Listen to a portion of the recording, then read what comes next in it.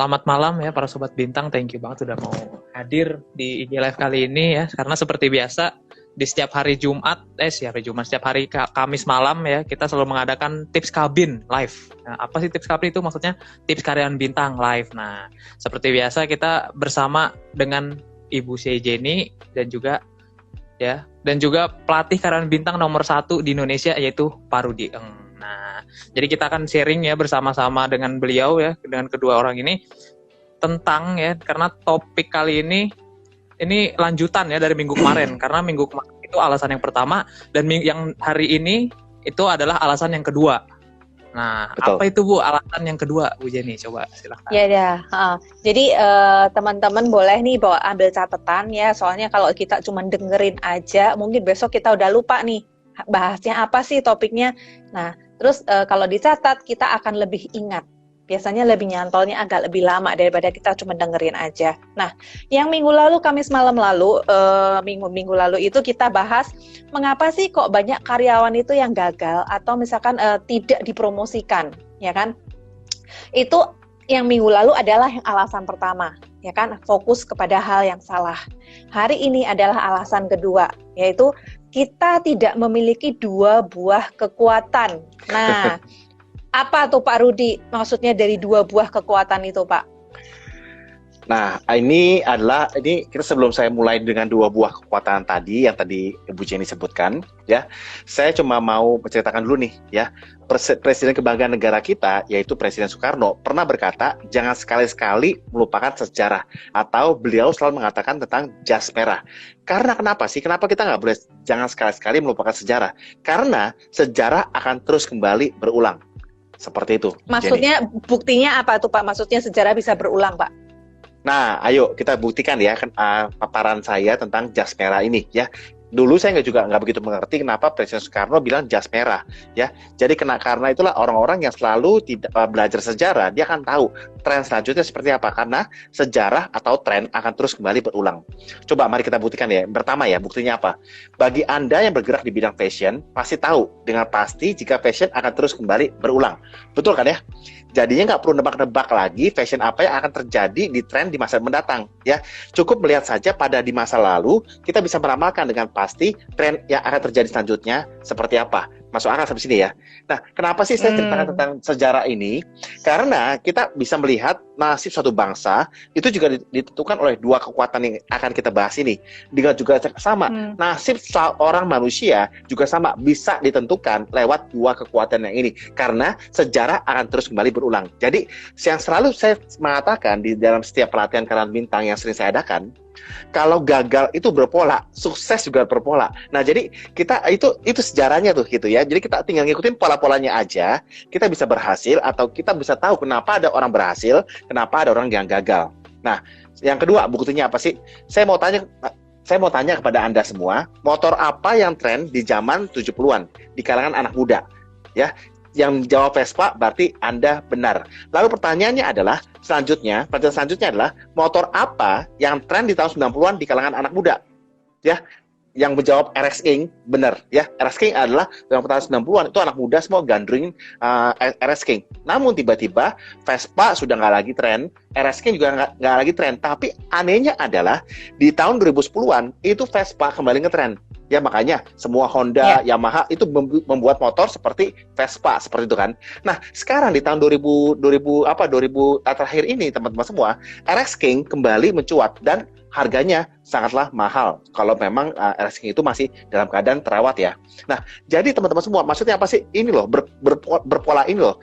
Pola-pola inilah yang harus kita kenali dan kita deteksi dan kita lakukan pola-polanya supaya kita menjadi karyawan bintang ke depannya, seperti itu. Benar juga tuh Pak. Kayak misalkan tadi disebut mengenai fashion ya. Fashion zaman dulu yang zaman 80s gitu. Nah, itu balik lagi tuh di zamannya anak saya tuh udah pakai baju-baju yang kayak 80s juga tuh gaya-gayanya tuh. Iya. Seperti betul. Itu.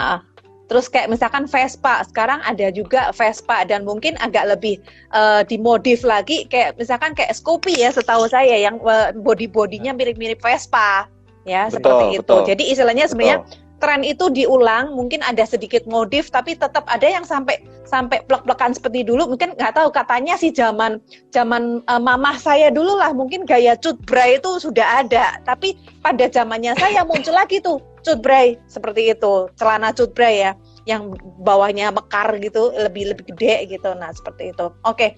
Nah Pak, apa sih yang bisa kita pelajari dari sejarah ini Pak?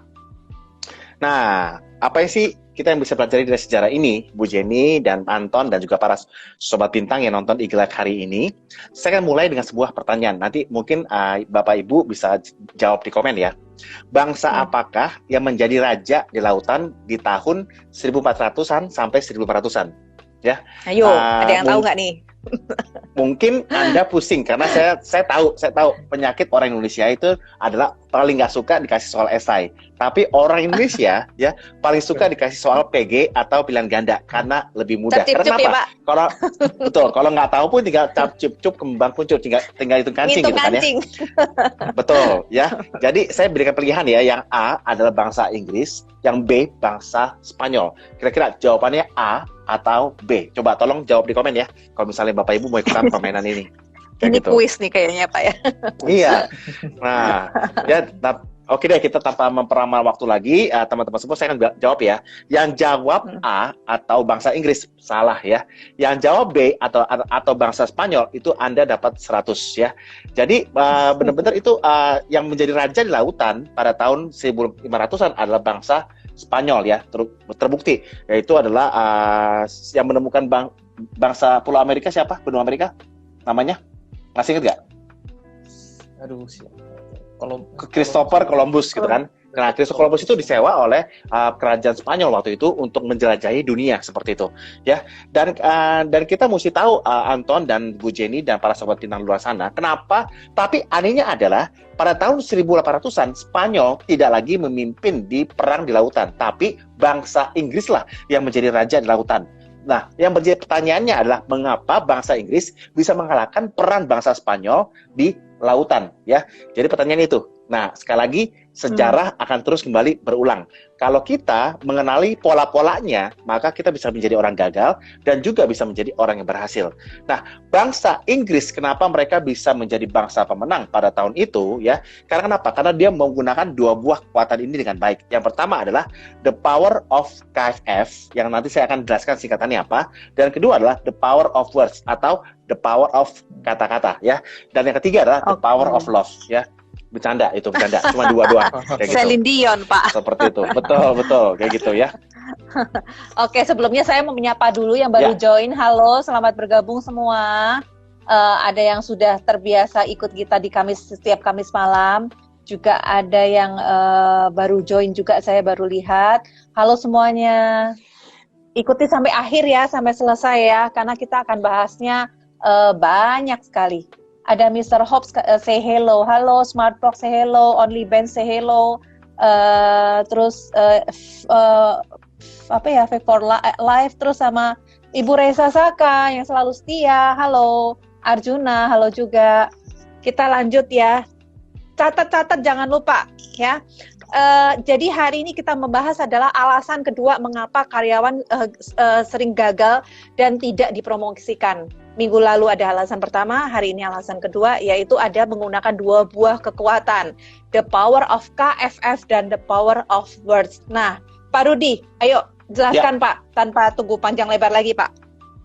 Nah, the power of KFF. Jadi pertama ya, kita akan bahas dulu the power of KFF, atau singkatannya adalah kenapa bangsa Inggris bisa menjadi pemenang, karena dia pertama ya, karena dia sudah bosan susah, yaitu adalah the power of kefefet. Ya, jadi orang atau bangsa bisa menjadi bangsa pemenang atau menjadi bangsa yang unggul karena dulunya pernah susah atau dia tidak mempunyai sumber daya alam sama sekali, betul kan ya? Kalau kita perhatikan Anton dan Bu Jenny dan semua sobat bintang luar sana, kalau kita lihatin ya, sekarang yang saat ini menjadi pemimpin dunia atau G7 atau negara-negara terbesar di dunia, itu mereka adalah negara yang tidak punya atau bahkan kurang sumber daya alamnya, tapi mereka sangatlah maju dalam bidang sumber daya manusianya. Nah, pertanyaannya adalah mengapa bangsa yang tidak punya sumber daya alam bisa menjadi bangsa yang maju? Nah, makanya waktu itu saya masih ingat kok, Presiden Jokowi dengan Ibu Sri Mulyani bilang, sebuah negara kita Indonesia kaya akan sumber daya alam, itu sebetulnya bukan berkat, tapi itu adalah sebuah kutukan. Nah, pertanyaan adalah, mengapa Presiden Jokowi dan Ibu Sri Mulyani bilang kalau kita kaya akan sumber daya alam itu merupakan kutukan, bukan lagi berkat. Karena apa? Karena negara-negara yang maju, mereka tidak kaya akan sumber daya alam. Sedangkan negara-negara yang kaya akan sumber daya alam, mereka bukanlah negara maju atau negara kaya. Itulah anehnya di sana tuh. Ya, kenapa? Karena kita terlalu nyaman sebagai negara, kita nggak pernah kepepet, kita nggak pernah kefefet, kita nggak pernah susah. Makanya kita susah untuk berkembang. Seperti itu, Bu Jenny. Ya, coba perhatikan Afrika. Afrika itu kaya banget akan diamond ya, makan the blood of diamond blood kayak gitu dan lain-lain ya, teman-teman semua ya. Afrika itu kaya banget, tapi kenapa negaranya miskin? Ya, karena itu sebuah kutukan. Indonesia juga kaya akan sumber daya alam, tapi itu bukan berkat, tapi itulah kutukan. Jepang, mereka tidak punya apa-apa. Mereka tidak punya minyak bumi, mereka tidak punya batu bara. Yang mereka punya cuma sumber daya manusianya yang selalu kepepet dan mereka mau maju dan mereka mau belajar. Singapura, mereka tidak punya apa-apa. Bahkan air aja mesti impor dari Malaysia untuk bisa hidup dari sana. Kalau enggak, mereka bisa mati semuanya. Tapi karena itulah mereka bisa menjadi negara hebat dan negara maju. Seperti itu. Ya. Oke. Jadi the power of KFF itu sebenarnya kefefet gitu ya Pak ya. Kalau kita nggak kepepet biasanya otak nggak mikir ya Pak ya. Biasanya gitu. Betul, Karena makanya, kita selalu nyaman. Makanya para sobat bintang di luar sana yang saat ini sudah memilih, misalnya katakanlah ya, teman-teman semua mungkin sudah bekerja, lalu mereka memilih sudah punya pacar gitu kan, sudah punya pacar dan kebetulan ingin menikahi pacarnya kayak gitu ya. Nah, teman-teman semua jangan pernah berpikir kalau teman-teman bisa tinggal di pondok mertua indah atau di pondok orang tua indah. Orang-orang yang selalu berpikir mereka masih punya orang tua mereka masih punya rumah besar, mereka bisa bagi-bagi kafling di sana untuk mereka tinggal di sana. Orang-orang itu nggak bakal kepepet. Nah, orang-orang yang pernah kepepet mereka nggak bakal bisa maju. Mengapa saya berkata demikian? Ya, sekaya-kayanya mertua Anda, sekaya-kayanya orang tua Anda, kalau Anda sudah memilih untuk menikah, Anda harus keluar dari orang tua. Dan kalau bisa, Anda kalau nggak punya uang, nggak apa-apa. Anda sewa rumah kontrakan yang kecil. Kenapa? Nggak kenapa-napa tuh. Tapi kenapa kayak gitu? Karena kalau Anda berani pindah, berani keluar dari rumah orang tua atau rumah mertua Anda, maka dijamin Anda akan kepepet. Anda akan berpikir caranya, bagaimana caranya supaya saya bisa punya piring, bagaimana caranya supaya saya bisa punya beras, bagaimana caranya supaya saya bisa punya sofa dan tempat tidur supaya saya bisa tidur. Kalau teman-teman semua masih memilih tinggal di pondok mertua indah atau di pondok orang tua indah, maka mau makan ada nasi, mau makan ada sayur, mau tidur ada kasur, mau makan ada piring, dan semuanya tersedia buat Anda. Makanya Anda nggak bakal kepepet. Kalau Anda nggak pernah kepepet, Anda nggak bakal kreatif untuk bagaimana cara mencari solusi untuk menjadi karyawan bintang. Anda akan puas dan Anda akan nyaman di posisi Anda sekarang. Karena kenapa? Karena Anda tidak pernah susah. Sampai sini jelas ya? Kayak gitu. Setuju. Ini catatan buat Anton yang masih single ya, Ton. Ingat ya, Ton. Masih. Oke, gitu. Oke, lanjut ya. Pak Rudi. Nah, jadi kenapa sih saya katakan seperti ini ya? Coba ya. Teman-teman perhatikan ya. Coba lihat sekeliling Anda, rekan kerja Anda, tetangga Anda. Mana yang lebih maju? Apakah kaum pendatang atau kaum orang-orang lokal? Ya, semuanya kita setuju teman-teman semua. Yang maju, yang sukses adalah mereka semua adalah biasanya kaum pendatang, bukan orang lokal. Mengapa kaum pendatang bisa sukses? Karena kaum pendatang tidak kenal siapapun. Mereka susah, mereka lagi kepepet. Karena kalau mereka nggak kepepet, mereka nggak mungkin hijrah dari kampungnya untuk menuju ke kota gitu, betul kan ya? Karena mereka kepepet, karena mereka nggak bisa makan di sana, karena mereka susah di sana, mereka mengadu nasib ke Jakarta, mereka mengadu nasib ke tempat kita, supaya mereka bisa menjadi orang yang berhasil. Nah, karena mereka kepepet itulah, mereka biasanya rata-rata bisa menjadi orang yang berhasil. Seperti itu. Benar. Ya. Benar sih, Pak. Makanya saudara-saudara kita dari Sumatera Utara itu kan ingat banyak ya.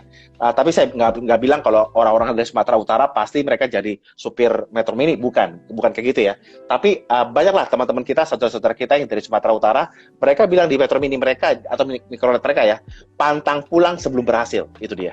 Ya, jadi kalau mau pulang mereka malu kalau mereka belum berhasil. Jadi kalau mereka sudah berhasil, baru mereka mau pulang ke kampung halaman mereka supaya mereka tidak dihina lagi seperti dulu, seperti itu.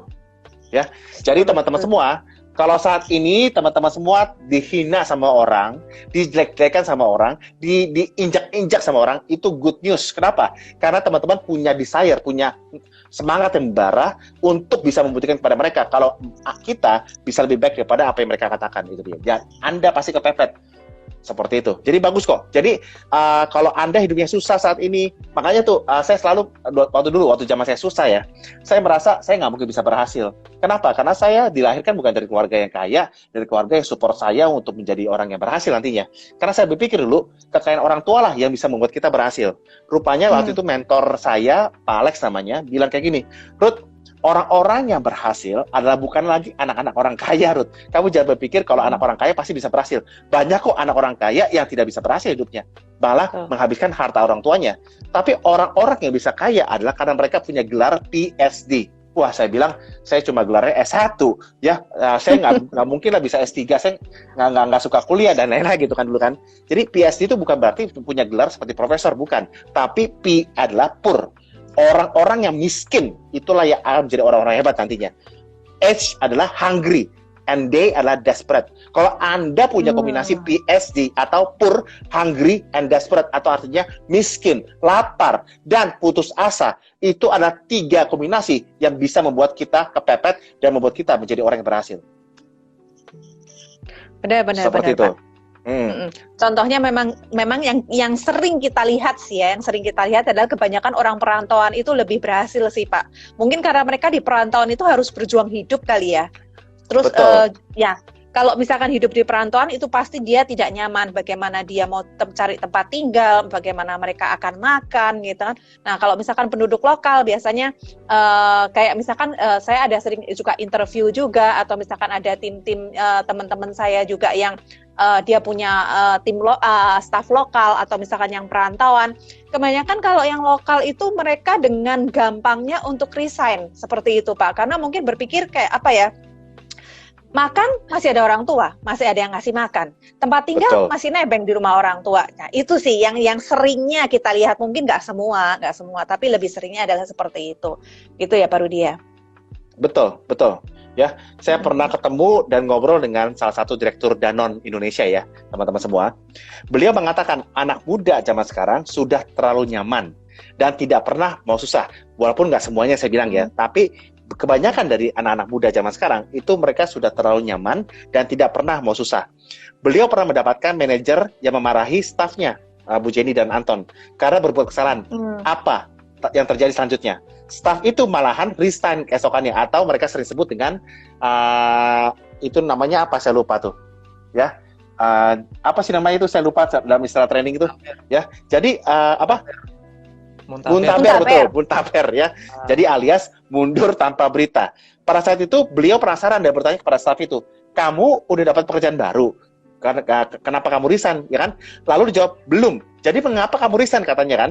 Lalu dijawab lagi yang membuat beliau tercengang dan mendengarnya, kan saya masih ada orang tua yang menghidupi saya. Dan orang tua saya aja nggak pernah memarahi saya seperti manajer saya. Saya nggak suka sama dia. Saya nggak suka cara dia memimpin saya. Makanya saya memilih untuk resign. Nah, itulah yang terjadi di anak-anak muda zaman sekarang, seperti itu. Ya, saya pernah juga ngadakan training juga, namanya tuh training pelatihan keran bintang ya, di salah satu bank terbesar di Indonesia. Lalu di salah satu sesi training itu ada firewalk, ada sesi firewalk atau jalan di atas api. Nah, kebetulan entah mengapa mungkin mindsetnya kurang tepat dan lain-lain, dia ada kebakar kakinya.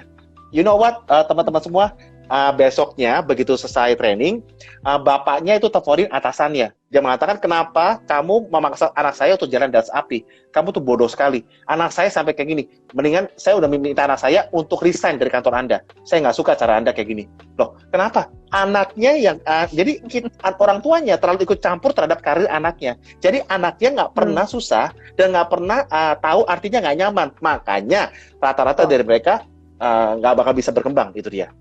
Walaupun saya nggak bilang semuanya ya, seperti itu. Ya, okay. Makanya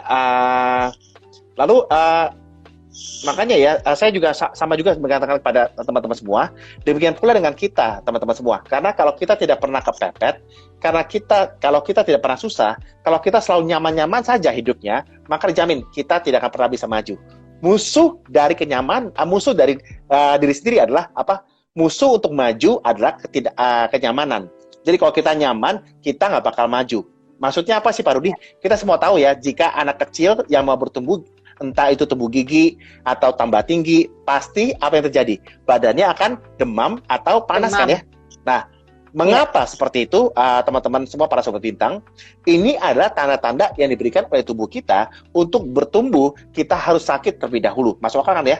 Jadi, kalau kita tidak pernah mau kepepet dan sakit, maka dijamin kita tidak akan pernah bertumbuh menjadi lebih baik. Jadi, jika kita belajar dari zona nyaman selalu mengatakan, tidak ada pertumbuhan di zona nyaman. Dan tidak ada kenyamanan dalam zona pertumbuhan. There is no comfort in growth zone, and there is no growth in comfort zone. Jadi kalau teman-teman mau sukses dan nyaman, teman-teman nggak bakal bisa menjadi orang sukses. Kalau teman-teman mau sukses, teman-teman mesti merasakan ketidaknyamanan terlebih dahulu.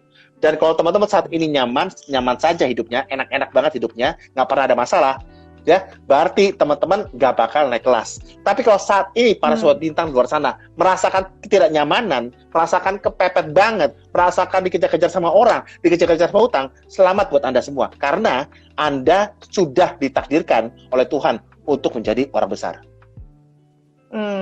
Oke. Gitu. Jadi bisa dibilang memang dari sananya kita harus merasakan nggak nyaman dulu ya Pak ya, supaya kita bisa berkembang seperti itu ya. Karena seperti Pak Rudi bilang tidak akan ada pertumbuhan di zona nyaman. Setuju sih Pak. Betul. Ya. Makanya saya selalu mengatakan kepada anak-anak remaja ya, anak-anak yang saya kan sering banget ngadakan camp untuk anak-anak remaja. Jadi selalu mengatakan kepada mereka, kalau kalian anak Tangerang atau anak Jakarta atau dimanapun kalian berada, kalau bisa kalian tuh sekolah di Malang, sekolah di Bali, sekolah di Surabaya, ya dari SMA atau kuliah, biar kalian merasakan hidup di kota orang seperti apa, kalian nggak kenal siapa-siapa di sana, dan kalian tahu artinya ketidaknyaman seperti apa. Kalau kalian sudah seperti itu, kalian sudah terlatih untuk menjadi orang besar nantinya. Kayak gitu. Tapi kalau kalian saat ini masih diantar supir, masih naik turun mobil, nggak pernah naik angkot, nggak pernah naik Gojek, nggak pernah naik Gokar, dan karena nggak boleh sama orang tua, berarti itu tanda-tandanya kalau kita nggak bakal jadi orang besar. Seperti itu, Bu Jenny. Oke, bagi teman-teman kalau ada yang mau nanya silahkan ya, ketik aja di komen, nanti kita bacain. Apakah ada yang mau nanya?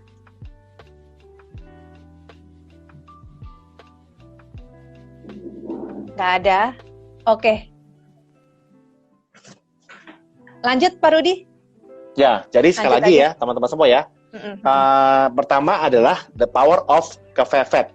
Jadi sekali lagi saya simpulkan aja dari kata-kata saya, kalau teman-teman saat ini nyaman, teman-teman gak bakal berkembang. Teman-teman mesti cari ketidaknyamanan saat ini. Ya, kalau teman-teman saat ini nggak nyaman, kalau teman-teman saat ini lagi dikejar-kejar utang, kalau teman-teman saat ini lagi dikejar-kejar debt collector misalnya ya, kayak gitu ya, dan teman-teman saat ini lagi merasa benar-benar nggak nyaman banget, selamat teman-teman semua, karena teman-teman akan menjadi orang hebat. Orang-orang yang hebat nggak bakal tumbuh dari kenyamanan. Orang-orang hebat itu selalu tumbuh dari ketidaknyamanan dan penuh dengan badai. Bayangin ya, saya selalu mengatakan kayak gini teman-teman semua, para sobat bintang. Sebuah kapal itu tidak bisa disebut sebagai kapal kalau dia hanya di dermaga. Sekali lagi ya, sebuah kapal itu bukanlah kapal kalau dia hanya parkir di dermaga. Itu adalah kayu yang terapung. Sebuah kapal, sebuah kayu yang terapung ini bisa disebut sebagai kapal kalau dia berani main ke tengah lautan dan menghadapi badai di laut itu. Dan kalau kapal itu bisa survive, maka nakodanya yang akan menjadi orang hebat dengan punya banyak pengalaman. Jadi teman-teman semua, seorang pilot atau seorang nakoda dibayar makin mahal bukan karena bukan karena dia hebat atau bukan ya, tapi karena jam terbangnya atau jam lautnya itu yang dibayar makin mahal. Karena apa? Pengalaman dia untuk menghadapi badai itu makin banyak. Jadi setiap kali ngadepin badai dia tahu nih pola-polanya apa saja yang dia lakukan supaya bisa menghindari badai itu atau bisa mengalahkan badai itu. Seperti itu. Kayak gitu. Oke. Jadi para sobat bintang udah paham ya, supaya kita bisa berkembang, supaya kita bisa sukses, berarti kita harus keluar dari zona nyaman dan merasa harus kepepet. Kalau nggak kepepet, berarti kita ada something ya. Kita berarti udah mesti warning nih. Kita berarti di zona nyaman nih, seperti itu ya Pak ya. Betul. Benar ya Pak ya. Betul. Jadi pokoknya tanda-tandanya itu aja Bu Jenny ya. Kalau teman-teman saat ini merasa nyaman banget, itu bahaya banget. Karena musuh kita untuk menjadi orang besar adalah kenyamanan ini loh. Kalau kita merasa nyaman, itu berarti kita sudah masuk ke zona nyaman. Kalau kita berada di zona nyaman, kita nggak lagi bertumbuh. Nah, tapi kalau teman-teman saat ini lagi nggak nyaman, teman-teman lagi bertumbuh. Seperti itu. Oke Pak. Itu tadi adalah the power of KFF. Jadi kita harus kepepet. Kalau kita nggak kepepet, kalau kita merasa nyaman-nyaman aja, nggak ada kayak gimana-gimana, berarti kita sudah warning. Sebenarnya kita berarti kayak jalan di tempat seperti itu ya Pak ya. Tidak ada perkembangan untuk lain. Hanya istilahnya kayak mengulang rutinitas seperti itu mungkin ya Pak ya. Betul kayak gitu. Bisa jadi seperti itu. Apalagi kalau saat ini kalau teman-teman naik motor atau naik mobil ya ke kantor. Dan teman-teman cuma apa ya? Kita lagi bengong, kita lagi berimajinasi, tapi tetap aja kita bisa nyetir ke arah kantor. Sebetulnya ya, yang kita mau ada kita mau mampir dulu ke tempat teman kita, baru ke kantor. Tiba-tiba entah mengapa kita sudah autopilot menuju ke kantor tuh. Berarti teman-teman saat ini sudah merasa nyaman banget di situ. Nah itu bahaya tuh kayak gitu. Ada pertanyaan Pak, gimana Pak kalau nggak nyamannya sudah lama bagaimana? Terus maksudnya, ada juga, ya nggak tahu ini maksudnya nggak nyamannya sudah lama bagaimana? Mungkin nggak nyamannya kelamaan apa gimana maksudnya ya? Dari Smart Box. Terus ada juga dari Pak Alfonsus Pak. Iya Pak, tapi tidak gerak-gerak katanya. Oke, makanya nih kita bahas yang kedua nih. Makanya kita bahas kedua ya, teman-teman semua ya. Nah, jadi ini loh teman-teman semua. Banyak orang yang kepepet tapi nggak pernah maju. Kenapa? Karena mindsetnya salah. Sekali lagi ya, banyak orang kepepet. Pak Rudi, kalau begitu semua orang susah, semua orang miskin, semua orang lapar, semua orang yang putus asa, pasti bisa berhasil dong. Bisa, asal mindsetnya benar. Kalau mindsetnya salah, dia makal terpuruk. Orang miskin makin miskin, orang kaya makin kaya. Kenapa? Karena mindsetnya benar. Nah, makanya kita masuk ke nomor 2 nih, the power of words. Nah, jadi sekali lagi, the power of kepepet aja nggak cukup. Mesti ada kekuatan kedua, yaitu the power of words. Kita mesti ganti mindset kita menjadi mindset yang baru. Ada lagi pertanyaan Pak dari Arjuna. Kalau kita sudah berusaha keluar dari zona nyaman, tapi tidak didukung oleh lingkungan, apa yang harus kita lakukan Pak? Lingkungan itu siapa berarti? Keluarga, atau teman dekat, atau istri, atau suami, kayak gitu ya? Kayak gitu ya? Iya, atau lingkungan kerja, kita kurang tahu nih. Lingkungan karena sekitar kita banyak ya. Ya udah, kalau gitu teman-teman bisa lakukan 2 hal, yaitu pertama bina dulu. Yaitu gimana cara binanya Pak? Binanya itu dengan cara memberikan mereka buku-buku bacaan tentang motivasi, tentang mindset yang benar, atau ajak mereka nonton Eagle Live yang setiap hari Kamis ini. Hopefully mindset mereka berubah. Atau ketiga, panggil saya untuk training di perusahaan Anda misalnya ya. Gitu ya, bercanda ya. Nah, tapi teman-teman kalau mereka sudah dibina ya, sudah dikasih buku bacaan, sudah dikasih nonton Eagle Live seperti ini, tetap mereka nggak berubah juga. Yang kedua adalah kita binasakan. Cuma itu doang yang bisa kita lakukan. Kalau nggak bisa dibina, ya binasakan. Cuma itu doang. Ya, daripada teman-teman gini loh teman-teman semua. Saya selalu mengatakan ya, siapa teman-teman kita itu akan menentukan siapa kita di masa depan kita. Jadi teman-teman, kalau teman-teman Anda pergaulannya kurang support atau selalu negatif dan selalu melihat susah banget melihat orang lain senang banget melihat orang susah, tinggalkan mereka teman-teman. Karena teman-teman nggak bakal berkembang di dalam pergaulan seperti itu. Cari pergaulan baru. Cuma itu pesan saya. Pak, kalau saya nggak punya teman gimana? Ya teman-teman, kalau bisa ya kita pindah, kita paksa diri kita untuk keluar zona nyaman kita. Saya tahu kok untuk cari teman-teman baru itu benar-benar nggak nyaman. Kalau Anda sudah nyaman kayak gini, itu ingat loh, kalau Anda sudah nyaman itu bahaya. Makanya Anda mesti keluar dari zona nyaman Anda. Lakukan nomor 2, yaitu kekuatan kata-kata. Ya, jadi teman-teman semua, ya, gini teman-teman semua. Kalau saya bilang kayak gini, siapa di sini yang ingin jadi orang yang berhasil atau semakin berhasil? Ya, saya yakin semua orang akan mengacung tangan, betul ya? Semua. Saya mau berhasil, saya mau semakin berhasil, saya juga kayak gitu kan ya. Tapi entah mengapa, ya masih menggunakan bahasa yang negatif dalam kesehariannya. Ini yang namanya jaga sabung bawa golok, alias nggak nyambung ngomong sama sebelahnya kayak gitu ya. Nah, coba teman-teman semua, coba kita perhatikan ya. Pada saat kita menerima, pada saat kita dikasih tantangan lah. Kalau misalnya itu biasanya bilang challenge ya. Orang-orang dikasih challenge sama atasannya. Biasanya kita bilang apa? Contohnya apa nih? Contohnya, misalnya kantor kita mau ngadakan pesta ulang tahun, ya kan? Dan nggak ada MC-nya. Kebetulan MC nggak bisa, MC yang biasa kita hire itu nggak ada. Dan tiba-tiba bos kita atau atasan kita minta kita untuk jadi MC-nya. Kita bilang apa sama dia? Ya, pasti saya yakin teman-teman semua, kita kan bilang, saya gila lu bro, gua mana bisa, gila gua mana mau, ya. Lalu juga dia bilang, gua udah tahu. Bilang biasanya kalau setiap kali mau meeting sama atasan mengatakan yang ingin dikatakan, dan kita bilang apa? Gua udah tahu, ya. Dan ini katakan lagi yang keempat adalah ini nggak mungkin. Kalau dia bisa, tapi gua belum tentu bisa. Nah, itulah semua kenapa banyak orang ingin berhasil, tapi tidak didukung oleh mindset yang benar. Mereka selalu menggunakan kata-kata yang negatif, yaitu adalah saya nggak mau, gua nggak bisa, gua udah tahu, dan ini nggak mungkin. Itu dia. Jadi inilah 4 kata-kata yang selalu kita harus hindari untuk bisa membuat mindset kita benar. Kayak gitu. Benar. Kayak kebanyakan orang sih Pak, nggak tua, nggak muda, selalu pakai kata-kata itu sih Pak. Kalau misalkan kita ada sesuatu nih di meeting gitu, kayaknya di meeting terus nanti dilemparkan, siapa nih yang bisa? Wah, gua nggak bisa deh. Aduh Bu, nggak tahu nih, misalkan ya kan? Atau misalkan kalau yang mungkin kalau yang sudah merasa banyak pengalaman di kantor, mungkin kalau dia merasa lebih umur atau makan asam garamnya di kantor itu lebih banyak, dia malah alah gua udah tahu. Suka ada yang ngomong seperti itu sih Pak. Nah, itu sebenarnya dengan seperti itu adalah kata-kata negatif ya Pak ya. Betul ya. Jadi sekali lagi 4 kata-kata yang 5 kata-kata yang perlu kita hindari ya. Yang pertama, gua nggak mau. Gua nggak tahu, ya nggak tahu nih, gua nggak tahu. Biasa rata-rata bagian dari besar kita pada saat kita menerima challenge atau ditanya sama atasan kita, untuk supaya kita nggak usah disuruh sama atasan kita bilang apa? Saya nggak tahu Bu, ya. Kan kita aman, Pak. Kita nggak bakal disuruh, betul. Ya. Karena kalau kita bilang kita tahu, jawabannya kita tahu, maka atasan kita pasti akan nyuruh kita. Bakal disuruh dah. Lu nyesel gue bilang gue tahu, dengan gue bilang nggak tahu, ya kan? Jadi gue nggak mau. Gua nggak tahu, gua nggak bisa, dan gua udah tahu. Dan 5 adalah ini nggak mungkin buat gue. Kalau kita selalu mengatakan itu, walaupun hidup kita kepepet, kita nggak bakal bisa menjadi orang yang berhasil atau lebih baik daripada yang kemarin. Kenapa? Karena ini dia, setiap kali ada tantangan, setiap kali membuat kita nggak nyaman, ya kita nggak mau tuh, kita langsung nolak tuh. Nah, kita bilang apa? Gua nggak mau, gua nggak tahu, gua udah tahu, lalu juga gua nggak bisa, ini nggak mungkin. Kayak gitu.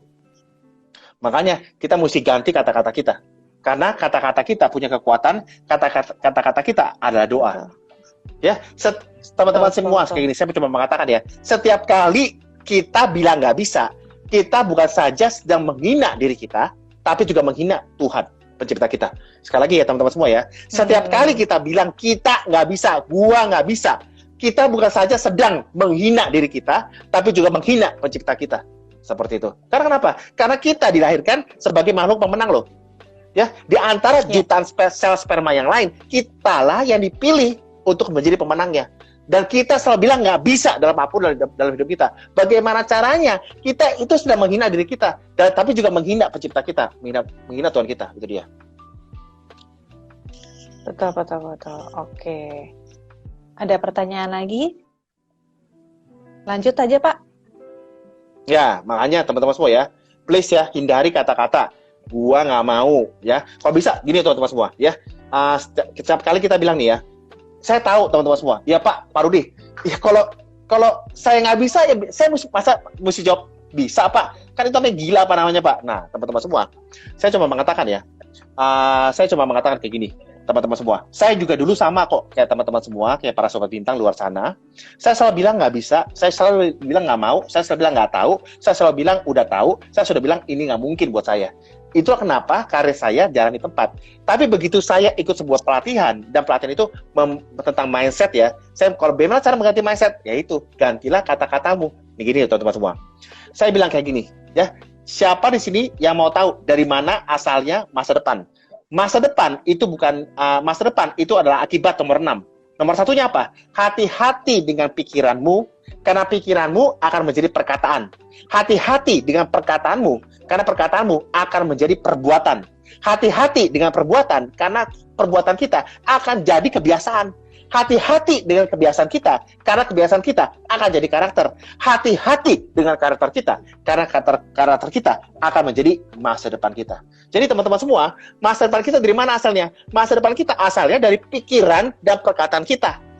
Kalau perkataan kita selalu negatif, perkataan kita selalu menolak berkat dari Tuhan, menolak tantangan dari Tuhan, ya, kita sedang menghina diri kita dan juga menghina Tuhan, teman-teman semua, maka masa depan kita juga nggak akan berubah. Jadi makanya banyak banget tuh, saya sudah susah Pak, saya sudah punya banyak utang Pak, saya sudah punya banyak utang di akulaku.com, ya kan, saya sudah punya utang di mana-mana kayak gitu kan. Saya nggak tahu lah itu platform online seperti ya.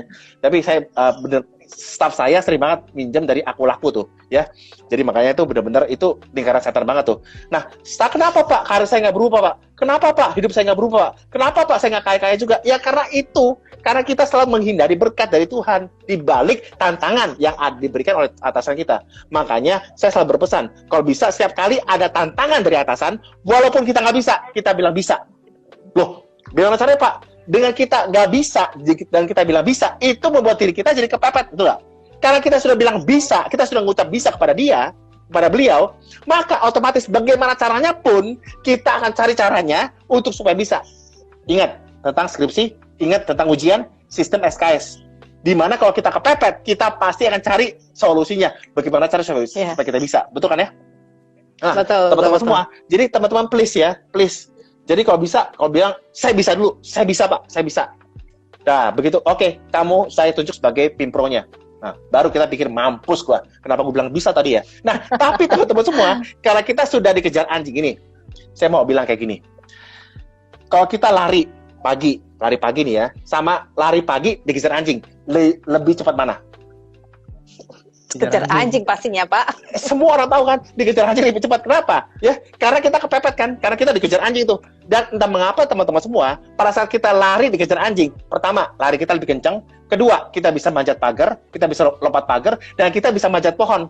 Kita bisa melakukan sesuatu yang belum pernah kita pikirkan sebelumnya kita bisa. Kenapa? Karena kita dikejar anjing. Kenapa? Karena kita kepepet. Nah, kalau teman-teman bilang, bisa Pak, saya bisa Bu, saya bisa Pak, dan baru mikir kemudian teman-teman semua, maka dijamin kita pasti akan bisa nantinya. Kenapa? Karena kita kepepet. Pasti kita akan cari solusinya ya Pak ya. Entah otak itu pasti mikir lah, muter otak pasti gimana caranya gitu. Pasti. Ya, makanya tuh ya ada namanya satu orang yang namanya Sir Richard Branson ya. Itu satu orang yang konglomerat lah di Inggris lah. Yang dia punya Virgin Air, Virgin Cook dan lain-lain ya. Itu punya banyak perusahaan-perusahaan yang Virgin namanya. Ya, dia selalu mengatakan kalau ada orang yang memberikan kita kesempatan, ada orang yang memberikan kita tantangan, jawab ya terlebih dahulu, baru mikir kemudian katanya. Ya, karena kita pasti ya, jadi baru belajar kemudian. Saya juga sama tuh. Setiap kali ada orang yang memberikan saya kesempatan atau memberikan saya peluang dan lain-lain, saya bilang saya bisa terlebih dahulu, baru saya pikirkan kemudian. Karena demikian saya pasti bisa menemukan jawabannya. Saya pasti bisa menemukan jawabannya kok. Kenapa? Karena saat ini teman-teman nggak perlu lagi mencari tahu sendiri, tapi teman-teman punya bantuan Mbak Google. Mbak Google sudah tahu kok jawabannya apa. Ya, cuma satu doang yang Mbak Google nggak tahu, yang nggak bisa berikan jawaban kepada kita. Apa yang dia rasakan kepada kita, Mbak Google nggak tahu. Untuk itu kita mesti tembak dia kayak gitu. Oke, berarti intinya adalah yaitu kalau kita di saat kepepet itu kita juga harus merubah kata-kata kita, benar ya Pak ya? Karena ya kita harus, berarti kita mesti harus balik dong, jangan ngomong sayang gitu. Berarti kan saya mau, saya akan cari tahu gitu ya Pak ya, dan saya bisa, saya mau tahu lebih banyak seperti itu. Jadi istilahnya otak kita nggak.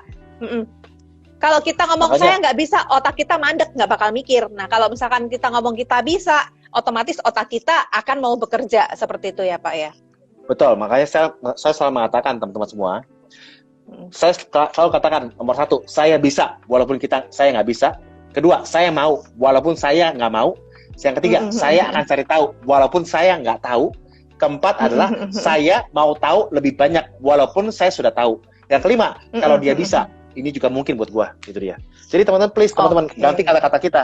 Setiap kali ingat ya, setiap kali ada tantangan, bagaimana caranya Pak? Saya sudah kepepet, saya sudah susah. Kedua, ganti kata-kata kita, ganti mindset kita. Yaitu pertama, katakan saya bisa, walaupun kita nggak bisa.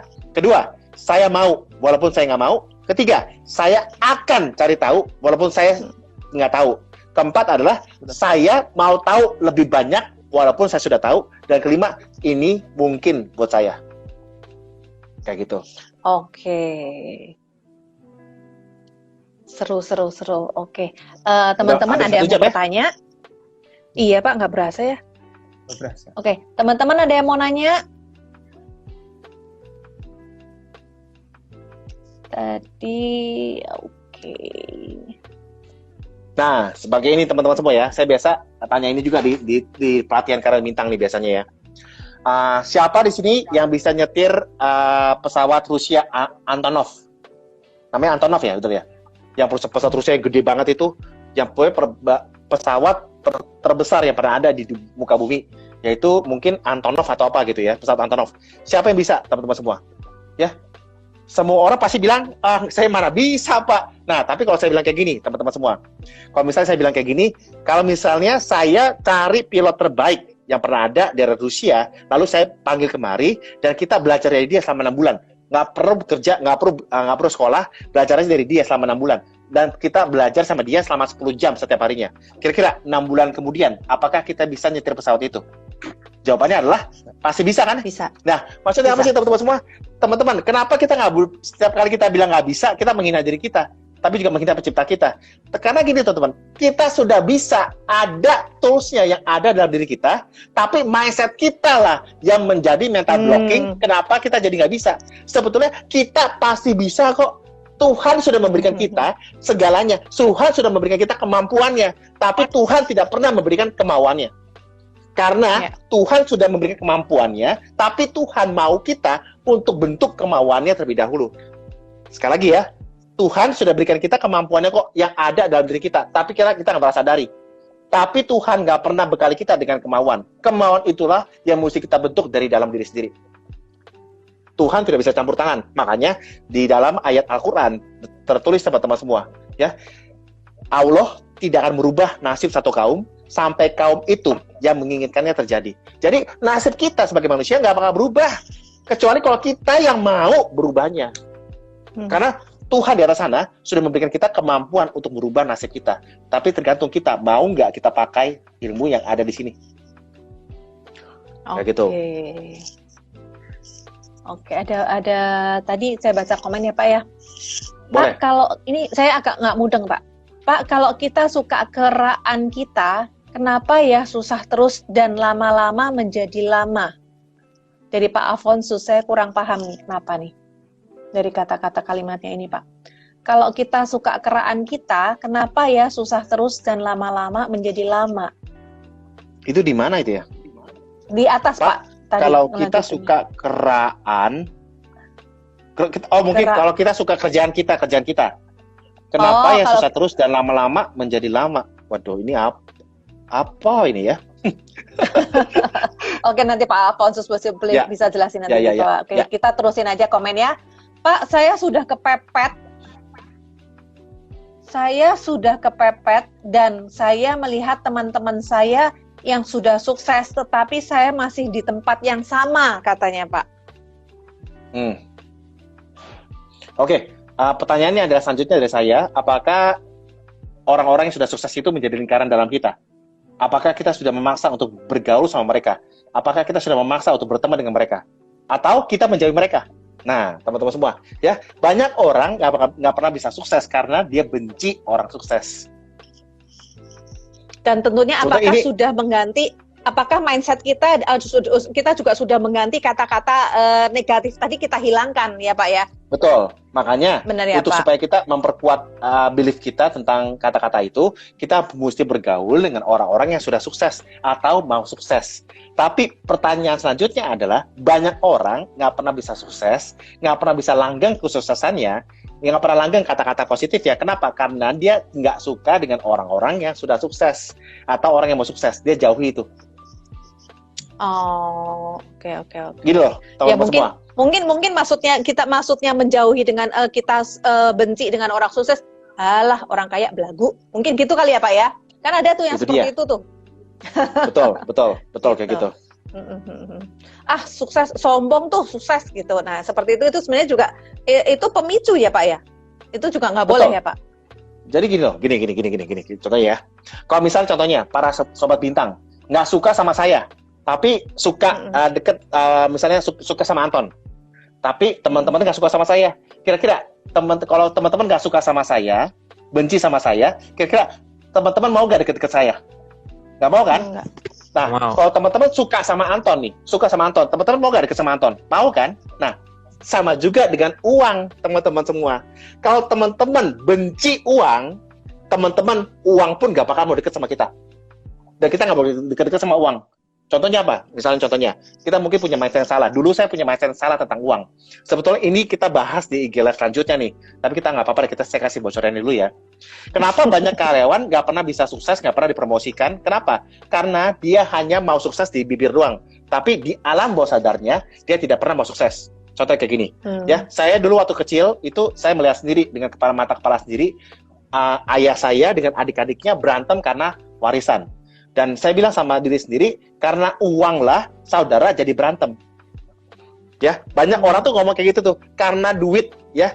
Jadi lebih baik saya nggak punya uang daripada jadi ribut sama saudara-saudara. Nah, itulah mengapa banyak orang yang kerja keras kayak orang gila, tapi uangnya nggak pernah ada. Kenapa? Karena dia punya mindset yang salah tentang uang.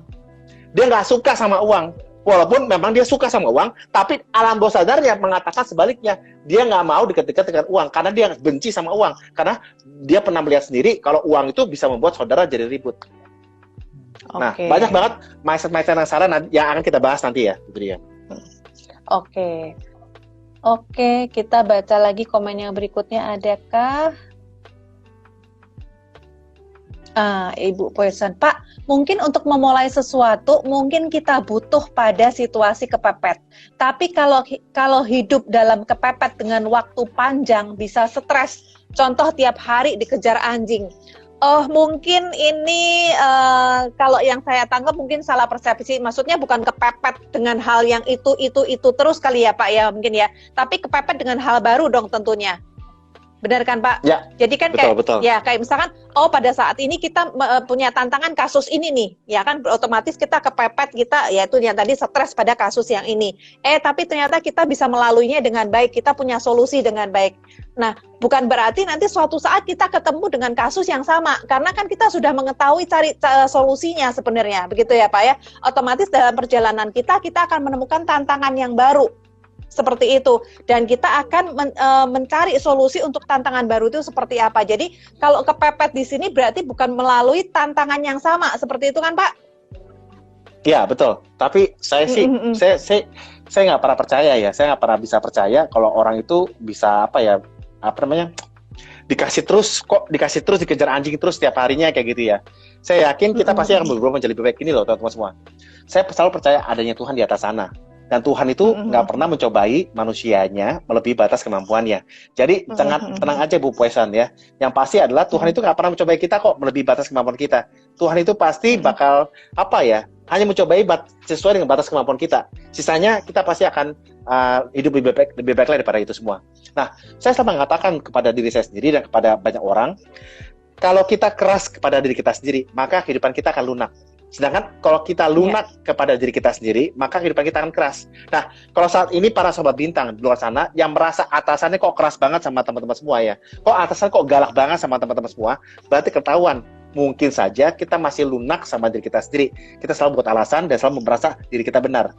Makanya hidup kita keras sama kita. Nah, bagaimana caranya supaya berhenti marah-marah, supaya berhenti ngejar-ngejar saya? Ya udah, bagaimana caranya? Keraslah sama diri kita sendiri tiap harinya, biar kehidupan kita bisa lunak. Itu aja yang saya percayai. Oke, begitu ya Bu. Oke. Halo Bu Dewi Munte, baru join tadi terlambat. Terus ada pertanyaan Pak dari Pak Rohman. Ingin bertanya, sebelum bertanya yang lebih jauh, mohon penjelasan definisi sukses itu apa, Pak? Wah. Nah, definisi sukses itu tentunya ada banyak ya. Definisi sukses secara materi, ya. Nah, itu jadi banyak orang tuh ada orang yang kaya banget teman-teman semua, tapi hubungan dengan orang yang jelek banget. Ada gak kayak gitu? Hubungan dengan Tuhan jelek banget, gak bagus. Nah, teman-teman semua, tentunya itu namanya ada circle of life ya, atau lingkaran kehidupan. Supaya jalan kita mulus, supaya jalan kita enak ke depannya, hidup kita itu seperti roda atau bulat. Kita nggak bisa sukses secara materi tapi tidak sukses di bidang lain. Kita nggak bisa kayak gitu teman-teman semua. Yang pasti adalah kita nggak bisa sukses secara materi doang. Ada orang yang sukses secara agama, dia sangatlah memuja Tuhan, tapi secara materi juga nggak ada duitnya. Nah itu juga nggak bakal bisa, nggak bakal didengar orang juga gitu kan. Makanya kita mesti sukses di banyak di berbagai bidang dalam kehidupan. Tentunya dengan hubungan dengan orang lain, hubungan dengan Tuhan, hubungan dengan sesama, lalu juga hubungan dengan materi, ekonomi dan lain-lain. Itu definisi sukses. Tapi kalau menurut saya definisi sukses menurut saya adalah kalau kita sudah bisa menjadi bermanfaat bagi banyak orang dan kita bisa menjadi orang yang baik. Banyak orang bertanya kepada saya, Pak Rudi, apa yang Bapak harapkan dari anak-anak Bapak nantinya, Pak? Saya cuma jawab simpel kok. Saya nggak berharap mereka jadi orang kaya atau apa. Saya cuma berkata kepada mereka kayak gini. Saya cuma berharap anak-anak saya bisa menjadi bermanfaat bagi banyak orang. Kedua, mereka bisa mempunyai hati yang baik. Cuma itu doang kok. Kalau mereka bisa seperti itu, saya sudah sukses sebagai seorang ayah. Ya, dan by the way, ya teman-teman semua, kalau mereka bisa bermanfaat bagi banyak orang, tentunya hidup mereka pasti juga akan kaya. Karena mereka bermanfaat bagi banyak orang. Tapi kalau kita tidak membawa manfaat apapun ke dalam kehidupan banyak orang, tapi kita malah membawa kesialan bagi kehidupan banyak orang, tentunya kita nggak bakal berhasil. Betul. Setuju. Oke, Pak Roman, terjawab. Ada lagi mau bertanya? Baru kali ini kita 1 jam lebih ya. Biasanya kita nggak pernah 1 jam nih. Iya, seru. Mungkin pertanyaan seru, Pak. Topiknya seru. Oke, ada yang mau bertanya lagi? Pak Roman tadi kan nanya definisi sukses sudah terjawab. Apakah ada pertanyaan lagi yang katanya sebelum pertanyaan yang lebih jauh nih? Oke. Mungkin Pak Roman lagi ngetik. Oke, Pak Rudi ada mau tambahkan? Ya, itu dia sih yang saya bilang tadi, ada 2 kekuatan ya. Pertama, kekuatan kepepet. Kalau teman-teman saat ini merasa nggak nyaman, itu sudah bagus teman-teman semua. Berarti teman-teman bakal menjadi orang yang lebih hebat lagi daripada sekarang ini. Tapi hanya dengan kepepet aja nggak cukup teman-teman. Tapi kita juga punya kedua, yaitu kekuatan kata-kata. Ganti kata-kata kita. Setiap kali bos kita kasih tantangan, setiap kali bos kita kasih tugas, setiap kali bos kita lagi memberikan petuah atau wejangan, selalu mengatakan 4-5 kata nih kepada mereka, pada diri kita sendiri. Yaitu pertama, saya bisa, saya mau, saya akan cari tahu. Saya mau tahu lebih banyak dan ini mungkin buat saya. Cukup seperti itu teman semua. 2 kekuatan ini akan merubah kita, dunia kita menjadi lebih baik. Dan ini sudah terjadi pada banyak negara di dunia, sudah terjadi pada banyak orang di dunia termasuk saya. Ini juga bisa terjadi kepada Anda semua kalau Anda percayai dan Anda melakukan. Ya, karena sukses itu berpola, gagal juga berpola. Dan satu lagi kata-kata adalah doa, begitu ya Pak ya? Kata-kata adalah doa, betul. Iya benar. Kalau kita selalu ngomong nggak bisa, kita selalu nggak mampu atau selalu yang negatif, terus ya itulah yang akan terjadi pada hidup kita. Seperti itu? Betul. Oke. Apakah ada pertanyaan lain lagi? Kalau nggak kita akan closing. Jangan lupa minggu depan alasan yang ketiga, jangan sampai ketinggalan, ya kan? Karena yang pertama sudah dibahas minggu lalu, hari ini kita bahas yang kedua, ya minggu depan kita membahas yang alasan ketiga. Oke? Karena tidak ada, boleh Anton closing? Oh iya. Kalau dari saya dapat dari IG Live ini ya, berarti kita untuk bisa dipromosikan dan naik gajinya, berarti kita harus selalu kepepet dulu ya, merasa kepepet dulu dan selalu berpikiran yang positif gitu. Betul. Supaya kita yaitu akhirnya mau memberikan yang terbaik untuk perusahaan. Oke, thank you banget sebenarnya, ya kepada Pak Rudi. Kalau saya boleh tambahkan, sebenarnya bukan semua, untuk perusahaan sih Pak, tapi untuk diri kita sendiri sih Ton ya. Iya betul. Diri sendiri. Dan teman-teman semua, kalau teman-teman mau belajar bagaimana cara menjadi orang yang lebih baik, menjadi karyawan bintang, saya punya kabar gembira nih. Saya sudah bikin sebuah kelas namanya KKB atau kelas karyawan bintang. Jadi teman-teman mungkin ada yang bilang, aduh Pak Rudi, ketemu Pak Rudi 1 jam doang, saya minggunya nggak cukup Pak. Saya butuh lebih baik lagi. Saya butuh lebih, kalau apalagi teman-teman maunya berkata instan atau mau berkata lebih cepat daripada yang teman-teman dapatkan di hari ini aja gitu ya. Berarti teman-teman mesti wajib ikut kelas saya yang terbaru, yaitu kelas karyawan bintang. Di situ akan dibahas dari A sampai Z. Tentang mindset apa yang mesti kita punya, tentang tips dan trik apa supaya kita bisa menjadi karyawan bintang dalam waktu 6 bulan atau kurang. Di sana teman-teman akan belajar dari saya langsung bagaimana caranya bisa menjadi karyawan bintang dalam waktu 6 bulan atau kurang. Dan ini karena basicnya adalah e-course, jadi teman-teman cukup menggunakan laptop atau gadget atau dengan saluran internet. Teman-teman bisa belajar kapanpun dari manapun juga. Teman-teman bisa ikutan kelasnya, namanya kelas karyawan bintang. Dan harganya sangatlah murah sekali dibandingkan manfaat yang teman-teman akan terima di 6 bulan mendatang nih, kalau teman-teman lakukan dan praktekkan. Nah, bagaimana caranya supaya bisa ikut kelas karyawan bintang? Teman-teman DM aja ke Tips Karyawan Bintang. Ke Tips Karyawan Bintang. Nanti Anton akan jelaskan bagaimana caranya supaya teman-teman bisa ikutan kelas Karyawan Bintang ini, supaya teman-teman bisa menjadi karyawan bintang, dipromosikan dan naik gaji dalam waktu 6 bulan atau kurang. Oke. Pak, sorry, ada yang nanya. Boleh nggak Ya. Pak, nih Pak? Lanjut sebentar. Boleh. Kak, kalau sudah umur 26, apakah masih bisa kuliah atau lanjut kerja aja ya? Katanya seperti itu. Ya, tergantung tujuannya apa. Tujuannya kalau ingin meningkatkan karir dan itu terjegal ya oleh status S1 atau D3 dan lain-lain gitu ya. Banyak terutama di pegawai negeri atau di perusahaan-perusahaan besar itu biasa mewajibkan kita untuk S1 atau S2. Nah, kalau gitu ya udah, teman-teman ambil S1, nggak ada kata terlambat kok untuk belajar. Ya, jadi sampai sekarang pun saya masih tetap belajar kok. Jadi jangan khawatir. Umur 26 itu masih muda. Jangan berpikir sudah tua, ya. Jadi please kamu tuh masih muda, umur 26, belajar aja. Kalau mau ambil kuliah aja. Tujuannya kalau misalnya memang bisa mencepat karir, bisa meningkatkan karir kita karena pendidikan itu, ya nggak apa-apa, ambil aja. Dan kabar gembiranya kan banyak banget tuh sekarang kuliah-kuliah malam kan, atau kuliah setelah kerja, kuliah kelas karyawan, itu banyak banget tuh kayak gitu. Jadi teman-teman ambil aja. Apalagi saat ini pandemi kayak gini, teman-teman nggak perlu ke tempat kuliah, teman-teman belajar dari online untuk mendapatkan gelar itu. Nggak apa-apa kok. Nggak ada kata terlambat. Atau juga universitas terbuka kan juga ada ya Pak ya? Kenapa? Universitas terbuka. Universitas terbuka, betul. Kayak gitu. Iya. Ya, tergantung dari tujuannya apa. Kalau bisa, jangan belajar hanya untuk gelar. Tapi kalau bisa dapatkan ilmunya, itu dia. Karena ilmunya lebih penting daripada gelarnya, sebetulnya. Kalau menurut saya ya. Betul. Oke, terjawab. Lalu Satria Wardana itu seperti itu. Oke, tidak ada pertanyaan lagi. Bu Sri baru join, Anda terlambat. Oke, thank you semua teman-teman yang sudah join ya kan malam ini, yang selalu setia di malam hari Kamis malam kita, yang menemani kita di bincang-bincang malam. Oke, jangan lupa yang tadi seperti Pak Rudi bilang, kalau misalkan memang udah kebelet nih ilmunya Pak Rudi apa aja sih, boleh DM ke Tips Karyawan Bintang, cari dengan Anton, itu kita ada kelas KKB, kelas Karyawan Bintang, karena kalau misalkan nunggu IG live dan segala macam, itu panjang banget topiknya juga kan seperti itu. Oke, sudah terjawab katanya ya Mas, sudah Kak, thanks banyak. Oke. Jangan lupa kalau mungkin bagi-bagi para orang tua yang punya anak ya kan, kami ada webinar juga di IG Rudy Eng Academy. Follow aja IG-nya Rudy Eng Academy, akan ada webinar, 2 webinar di 19 Maret itu sebenarnya kita sudah close kuota karena sudah mencapai 500 peserta kita Zoom. Tapi tanggal 26 Maret kami ada lagi seperti itu. Dan ada webinar lagi di 9 April juga. Jangan lupa untuk tahu informasinya webinar, boleh DM saja ke IG-nya Rudy Eng Academy. Seperti itu? Ya. Pak Rudi ada tambahan? Kalau tidak, Anton boleh closing, Anton?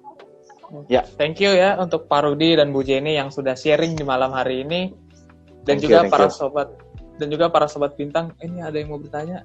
Ada yang bertanya lagi. Oke. Bertanya lagi. Leonard, ini kayaknya Leonardnya kita bukannya CSCI. Kalau betul. Hai, Leonard. Awal, apa kabar Leonard? Kalau misalkan awal mau buat usaha, apa yang harus dilakukan dulu? Nah, ini Leonard mesti belajar, coba follow aja IG-nya Success Academy. Ya, dan Leonard. Kabar gembira nih, hari Rudy. Sabtu besok itu Success Academy bakal memberitahukan apa yang Leonard tanyakan nih.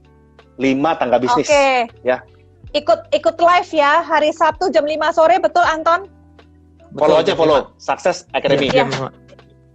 Successacademy.rna. Follow aja Leonard, di situ nanti akan dijawab semuanya. Bagi anak bapak ibu yang anak remaja, mungkin SMP SMA atau mungkin anak yang kuliah, boleh juga follow juga IG-nya successacademy.rna, karena itu the first business school of for teenager. Seperti itu. Oke, Anton lanjut. Oke, untuk para sobat bintang jangan lupa ya, minggu depan kita ada IG live lagi ya di jam yang sama, setengah 8 WIB. ya. Ya. Dia itu akan membahas alasan yang ketiga. Nah, apa itu alasan yang ketiga? Jangan pokoknya tunggu minggu depan. Oke. Thank you ya semuanya. Thank you juga Rudy. Thank you. Terima kasih Thank you, banyak thank you, teman-teman yang Mas maaf nggak bisa disebutin satu-satu. Thank you banyak. Ya kan, sampai ketemu Kamis depan. Sampai ketemu Kamis Bye-bye. depan. Malam Bye-bye. Anton, malam Pak Rudi. Selamat Rudian malam out. semuanya.